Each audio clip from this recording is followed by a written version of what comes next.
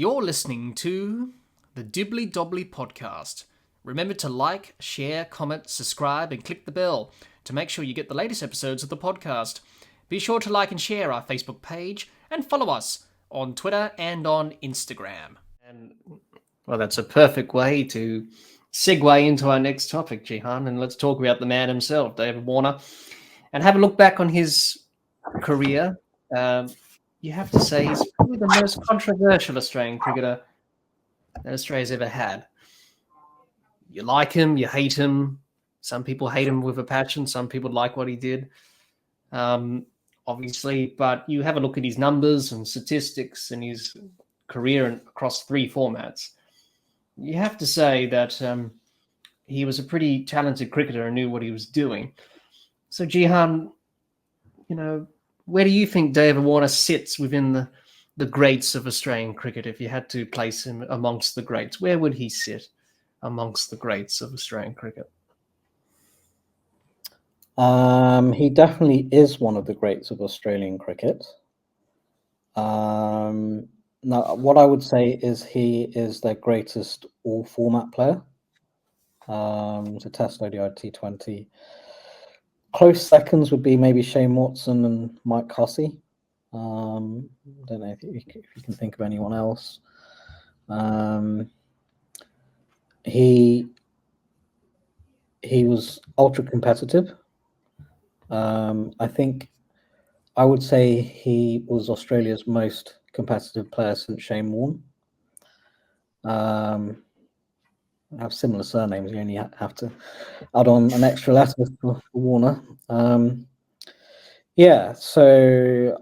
would say that he's a great for being that all-format player, and not only that, he played a lot of match-winning innings. Runs that contributed towards Test match wins, tournament wins. And he was also a fantastic fielder as well. I don't think I ever saw him drop too many catches, maybe one or two over the course of his career. And I think he also took some absolute blinders, a lot of which came at key moments, like I mentioned that one during the 50 over World Cup. So look, I actually noted down some of his stats. So Test cricket, 8,786 runs at 44.6, had a strike rate of 70. Next best in the current era was Matthew Hayden with a strike rate of 60.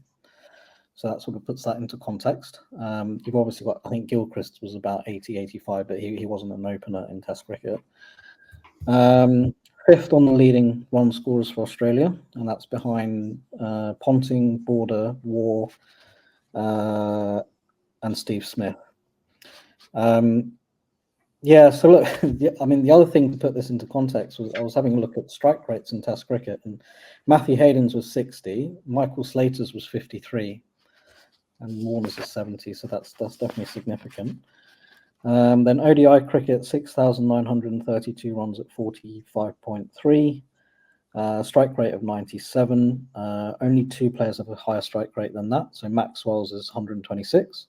Travis Head's is currently 104. Gilchrist's strike rate was 96, but a lower average. So he's sixth on the list of ODI run scorers behind Ponting, Gilchrist, the Waugh twins, and Michael Clarke. And he sits just above Michael Bevan, who in the 90s a lot of people felt was the best ODI batsman of that era. Second on the list of ODI hundreds with 22 behind Ponting, who had 29. Then T20 runs 3,277 at 33, strike rate of 142. So he's first on that list. And then we've got Finch and Maxwell just below him. So I think I would definitely great. And just for how much he contributed towards those big wins, really. So obviously the recent World Cup, away series wins in South Africa, Ashes at home. And he just had that ability to take the game away from away from the opposition. Really. So yeah, I mean that's what I'd say about David Warner.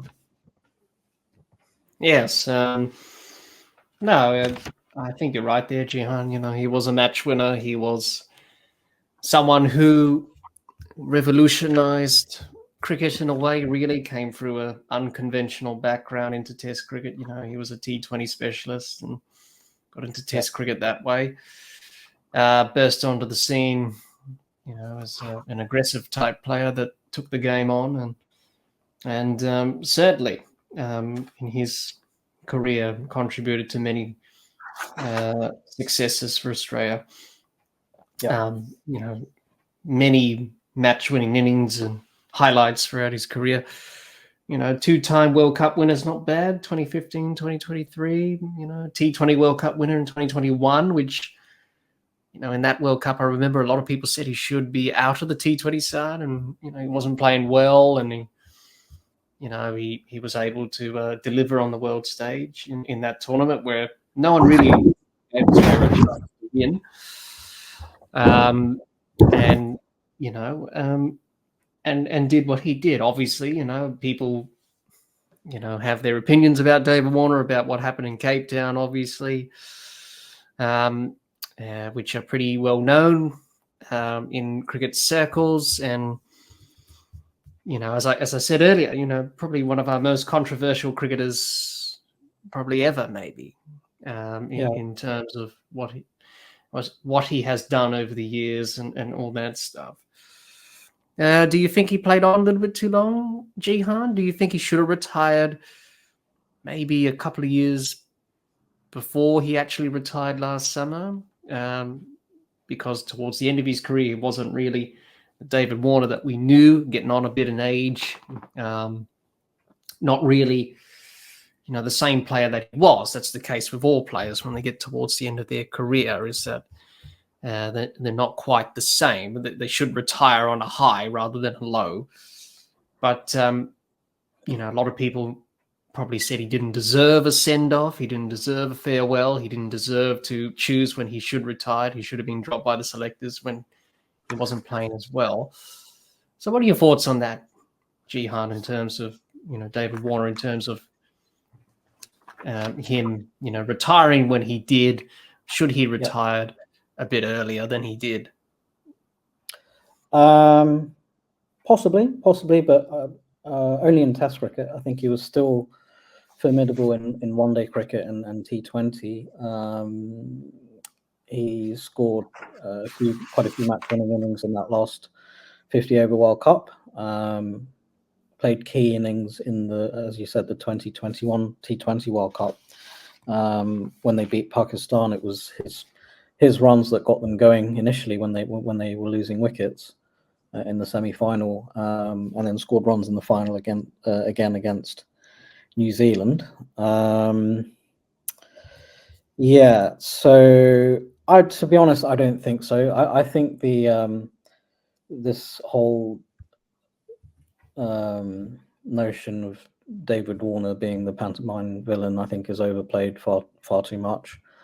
I don't think he's as bad as he's made out to be.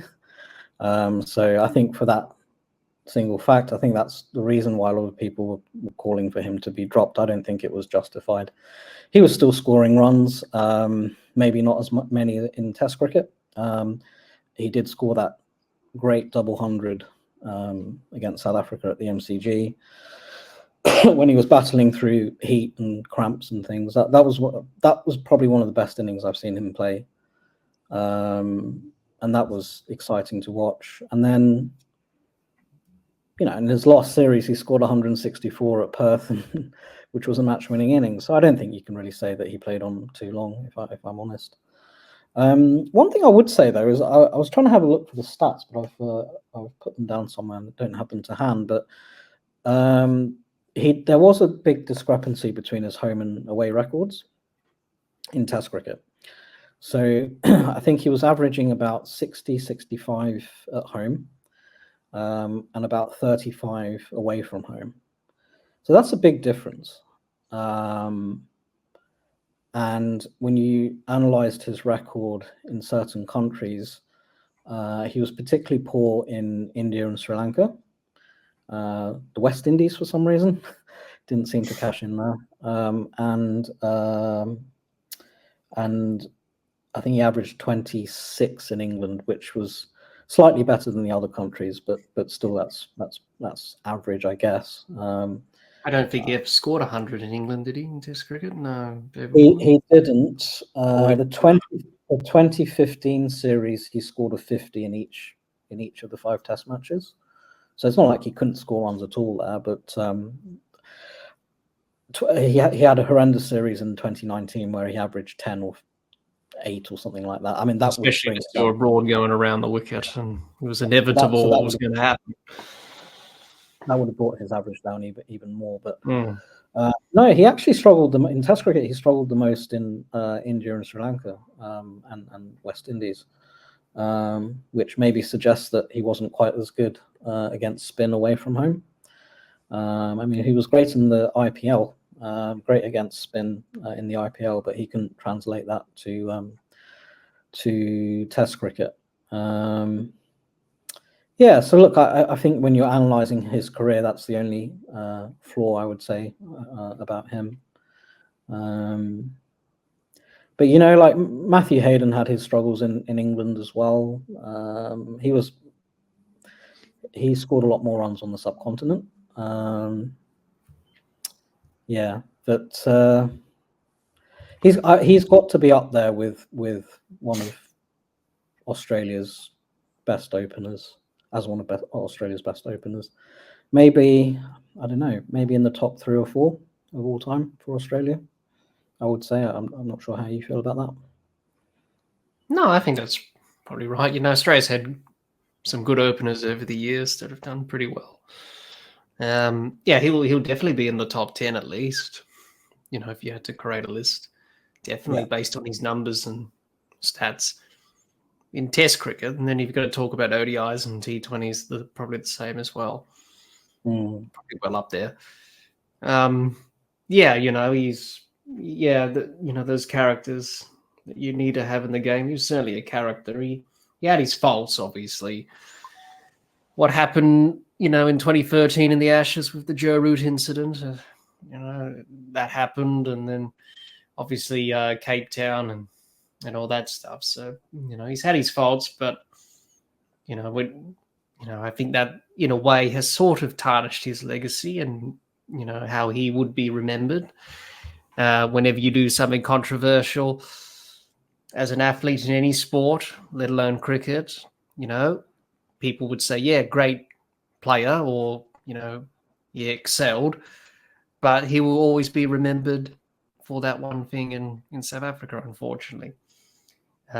Which is going to be with him for the rest of his cricketing career, which it was until the end. So it's just one of those things, really. But no, arguably, statistically, as you mentioned, Jehan, with the stats there, he is, pretty good. To be in the top 10 leading run scorers in all 3 formats. And to be in the top 10 for most hundreds as well, just shows how good of a player he was. And he played very important innings. You mentioned the 200 against South Africa in Melbourne a couple of years ago now. He played that triple century against, scored that triple century. Not many people have scored a triple century and a double century in Test cricket. There's only been a handful that have done that. You have a look at that. Bradman scored 12 and he scored 2 triples. Brian Lara, I'm pretty sure he scored multiple double centuries in his career and he scored a triple, then a quadruple. So there have been some players that have done that, but only a select few have scored a double and a triple in their career, and David Warner's one of them. So, not many can claim that on their CV. So, yeah, definitely, he's definitely well up there, but, it's very hard to convince people to change their perspectives on David Warner. Came in as that sort of character when he came into the side and left the game in that sort of same way as well. So, Well, You I know, think yeah. he when you look at it, he won so many games for Australia off the back of his own bat, and also his performances in the field, and he's definitely going to be missed going forward. Yeah. I think you can already see that already with Australia trying to fit the void of the opener, as we've already discussed. You know, not having that aggressive start that Dave Warner provided with the bat in hand, which is very hard to replace. It's very hard to replace those type of players. They only come once every now and then. But yeah, you know, he's certainly well up there, and you know, his strike rate's probably in all three formats, well up there in the top 10 or so. Especially in Test cricket, I think he's well up there in terms of strike rates. I think he's up there. Vrinder Sehwag. Yeah, I think only Sehwag was ahead. I think his was about 80. Yes. Gillies was 100, I think, nearly or close to 100, but he's not opening the batting; he's batting down the order. Yeah. In terms of pure openers, then you know he's well up there in terms of strike rates. Certainly up there towards Vrinder Sehwag, who was pretty good in his time. So yeah, no, it's it's just some people's perspectives towards him as a cricketer and maybe a person. You know, you hear a lot of the things that his teammates said, and they're very different things to what we're talking about now, Jehan, about David Warner, the person. So you can make judgments and you can make assumptions about someone, but until you've known them, until you've played with him like his teammates have, then he's a different person. Apparently he's one of the people in the team that can sort out anything. If you need to, get something or do something, he's the guy. So apparently he's the person who can do that in the team. So yeah. But all things come to an end, and he decided to pull up stumps at the SCG, which I suppose was a fitting end. His home ground, he would have liked to score 100, but what did he get in the end in that run chase? Yeah, so good enough anyway, chasing a low target anyway, but in the way it finished it, well, he got to celebrate his 50 and get clapped off when he got out, so I think that's a fitting end. Yes, and not many players have that, really, when you look back on players retiring in that. They don't have that sort of send-off. One that comes to mind is probably Jason Gillespie. His last Test match, he made 200, and that was it against Bangladesh. So yeah, for him, I suppose, to have that opportunity and his family there as well was a proud moment for him, I suppose, in his career to do that. Not many people, as we've said, get that opportunity. But whatever you think of David Warner, whether good, bad, or the ugly, you got to say he was a pretty good cricketer, knew what he was doing. And yeah, he made some mistakes. We all make mistakes. But he was a winner, I would say. That's how I'd Yes. But he won games for Australia. He knew what he was doing, and he could change games in a matter of minutes from Australia being in trouble to Australia being on top.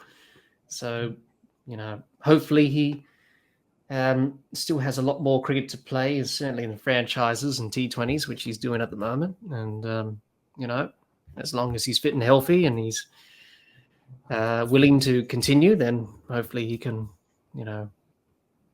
continue doing that rather than obviously playing for Australia, being now retired. So I suppose that's just the way it is in the cricket world, isn't it, Jehan, with T20 cricket and franchises that, players, as soon as you retire, you have more opportunities to play and get the most out of your career. So, definitely one of the most controversial cricketers, David Warner, but certainly entertaining at times as well.